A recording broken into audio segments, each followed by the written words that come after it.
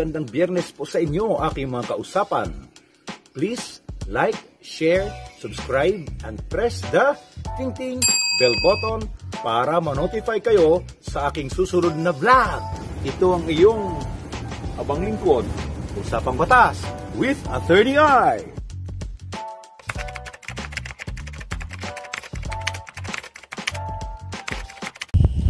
Mahal natin ang ating mga mabalahibong kaibigan at sila ang tinatawag na man's best friend.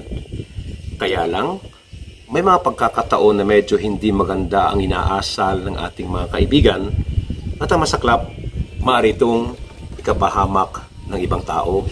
O mga kaibigan, ang kagat ng aso ay isang seryosong bagay na kayo ng mga dog owners ay maaring managot.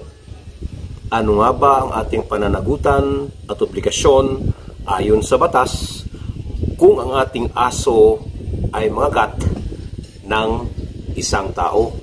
Ang sagot ay Article 2183 ng Civil Code of the Philippines na nakasaad, the possessor of an animal or whoever may make use of the same is responsible for damage which it may cause, although it may escape or be lost.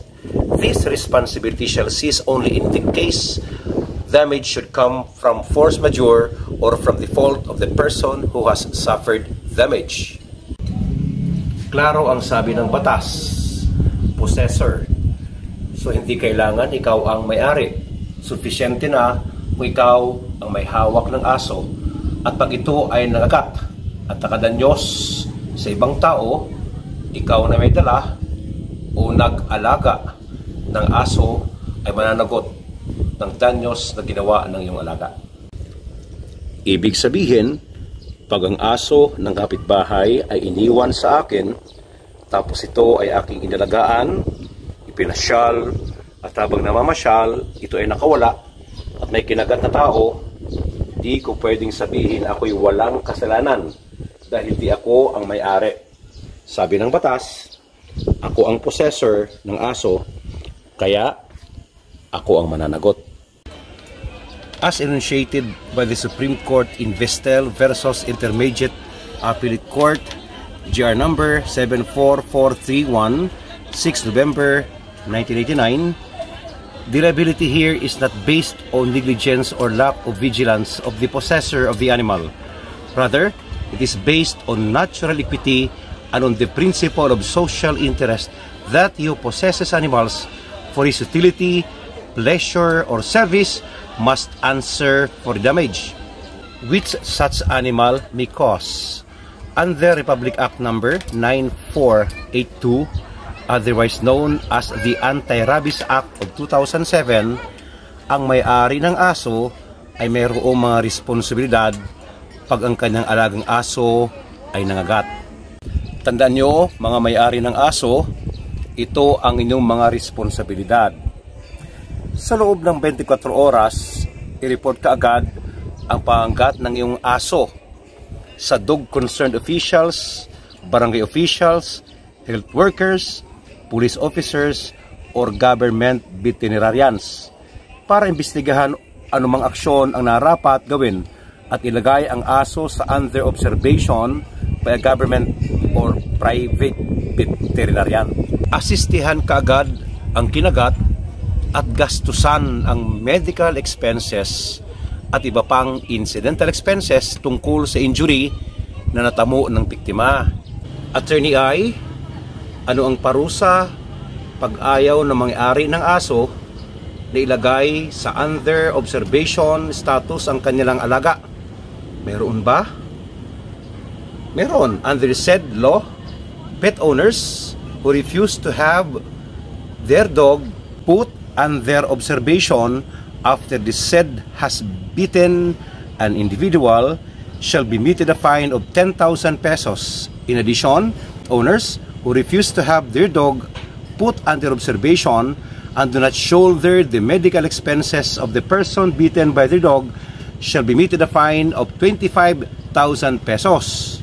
These fines are in addition to actual damages sustained by the victim as a result of the dog bite.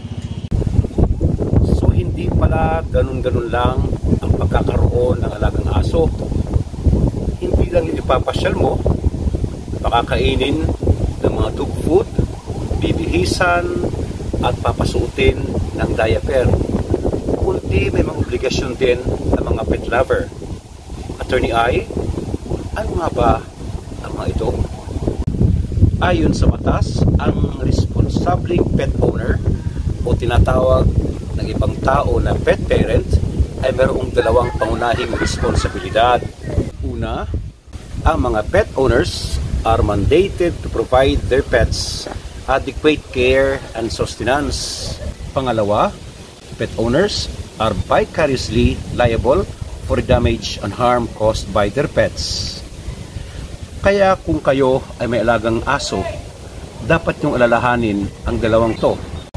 Tandaan niyo, cruelty to animals ay may karampatang parusa. The Animal Welfare Act of 1998 makes it unlawful for any person to torture any animal, to neglect to provide adequate care, sustenance or shelter, or maltreat any animal, or to subject any dog or horse to dog fights or horse fights, kill or cause or procure to be tortured or deprived of adequate care, sustenance or shelter, or maltreat or use the same in research or experiments not expressly authorized by law or by the Committee on Animal Welfare.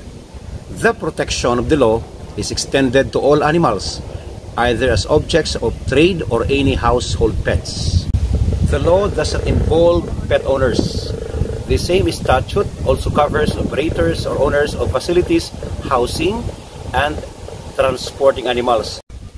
The law penalizes any person that maltreats animals, may it be their pet or not. Mga kausapan, may batas laban sa mapagmaltrato sa ating mga hayop. Bawal silang paglabanin. Tawag dito ay dog fight o horse fight. Kailangan din silang alagaan at labag sa batas na gawin silang eksperimento ng walang pahintulot. Meron pa ba, Attorney I? Sabi ng Section 5 of the Anti-Rabies Act of 2007 na kailangan daw ang mga pet owners ay A. Dapat ang inyong mga alagang aso ay regular ang bakuna laban sa rabies at mayroong registration card for accurate record purposes. B. Dalhin ang inyong alagang aso para sa mandatory registration. C. Obligasyon mo na alagaan ang aso mo. Kontrolin at huwag mong hayaang maging asong gala sa kalsada o gala sa pampublikong lugar na walang tali. D. Maging responsabling may-ari ng aso by providing your dog with proper grooming, paliguan, pagupitan at damitan, bigyan ng sapat na pagkain at malinis na tirahan. E. Within 24 hours, report immediately any dog biting incident to the concerned officials for investigation or for any appropriate action and place such dog under observation by a government or private veterinarian. At ang panghuli, F, assist the dog bite victim immediately and shoulder the medical expenses incurred and other incidental expenses relative to the victim's injuries.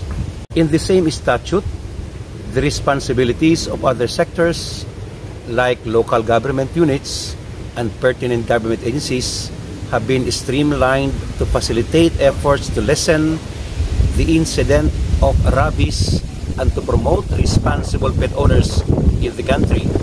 The law likewise imposes penalties on pet owners who shall fail to fulfill their responsibilities. This reminds us not only of our communal responsibility of ensuring the safety and welfare of both people and animals, but also of the dangers when pet owners fail to do their part. While it is unlikely that pet parents will be made criminally liable for the injurious acts of their pets, because settled in jurisprudence is that criminal liability is personal. In the Jesus versus Court of Appeals, GR number 101630, 24 August 1992, they can still be made liable for damages on the basis of quasi-delect. This is in line with what is expressed in Article 2183 of the Civil Code, where possessor of an animal is responsible for the damage which it may cause, although it may escape or be lost. The same provision also states that this responsibility only ceases when the damage should. Section 6 ng Republic Act number 9482, otherwise known as an act providing for the control and elimination of human and animal rabies, prescribing penalties for violation thereof, and appropriating funds therefore, ay binibigyan ng responsibilidad ang tatlong ahensya ng gobyerno para magkaisang ipatupad ang National Rabies Prevention and Control Program. Ito ay ang Department of Agriculture, Department of Health, and ang local government unit. Medyo kailangan kong pagtuunan ang pansin ang Section 7 ng RA 9482. Ito ang responsibilities of the LGUs at kailangan malaman natin ito. LGUs in the respective localities shall 1. Ensure that all dogs are properly immunized, registered, and issued a corresponding dog tag for every immunized and registered dog. 2.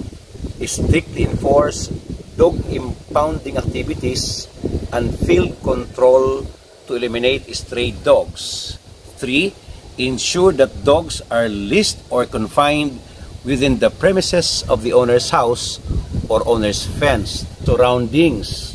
4. Allocate funds to augment the implementation of the National Rabies Prevention and Control Program, particularly on the financing of supplies and human and dog vaccines needed for immunization. 5. Ensure the enforcement of Section 6 of Republic Act number 8485 or the Animal Welfare Act of 1998. 6. Enact additional local ordinances that will support the National Rabies Prevention and Control Program that should include the regularization of treatment locally known as tandok. Ito ang importante, prohibit the trade of dogs for meat. Pinagbabawal ang pagbenta ng karni ng aso. Number 8, with respect to cities and first-class municipalities, establish and maintain a dog pound where impounded dogs shall be kept in accordance with Section 9 herein, provided that the other municipalities shall on their own establish a dog pound or opt to share the expense of establishing and maintaining a dog pound with other adjoining municipalities and or with private animal shelters and control facilities. Number 9, prohibit the use of electrocution as euthanasia procedure. 10. Appoint a veterinarian and establish a veterinary office in every province, city, and first-class municipality, provided that the other municipalities shall, on their own, opt to share the expense of having a veterinary office. 7. Require pet shops to post information regarding rabies and responsible pet ownership. 12. For purposes of ensuring the administrative feasibility of implementing the provisions of this Act and subject to paragraph 8 of this section, the LGU shall collect the fines imposed under Section 11, So paragraphs 1, 3, 4, 5, 6 hereof. Any and all fines collected pursuant to this act shall be used for the enhancement of the National Rabies Prevention and Control Program within the locality concerned, as well as the achievement of the objectives envisioned in this act. The DLG shall ensure compliance of these responsibilities by the LGUs. Republic Act Number 9482, Section 9, Impounding, Field Control, and Disposition of Unregistered Stray and Unvaccinated Dogs. Ang mga askal o asong kalye, mga asong derehistrado, di bakunado ay lalagay sa dog pounds and disposed of, taking into consideration the following guidelines. 1. Unregistered, stray, or unvaccinated dogs shall be impounded and kept in the LGU's designated dog pound. 2. Impounded dogs not claimed after 3 days from the dog pound shall be placed for adoption to qualified persons with the assistance of an animal welfare NGO when feasible or otherwise disposed of in any manner authorized, subject to the pertinent provisions of Republic Act Number 8485, otherwise known as the Animal Welfare Act of 1998. 3. A fee shall be paid by the owners of impounded dogs to the LGU concerned, pursuant to Section 7 thereof. Section 10. Dog population control. In furtherance of the policy of this Act to eradicate rabies, there is the need to control dog population and minimize the number of unwanted stray dogs. As such, it is hereby mandated: 1. That the DA, DOH, the LG, DepEd, LGUs, with the assistance of the NGOs and POs, shall undertake an educational, promotional campaign on responsible pet ownership, including the option of spraying or neutering their dogs. That the LGU shall provide an incentive system whereby owners of dogs which have been sprayed or neutered will be given a subsidized or discounted pet registration fee. That dogs which have been impounded 3 times shall only be released after having been sprayed or neutered at the expense of the pet's owner. Yan mga kausapan, ang aking special edition para sa ating mga dog lovers. Maging responsabling may-ari ng aso. Tulad ng tao, dapat natin silang mahalin, bihisan, paliguan, at higit sa lahat, sundin ang mga batas. Siya nga pala, ang episode na ito o vlog na ito ay dedicated sa aking namayapang tiyahin, si Antinelet Dilita Silimbawan. Ito ang abangin code, usapang batas with Attorney I.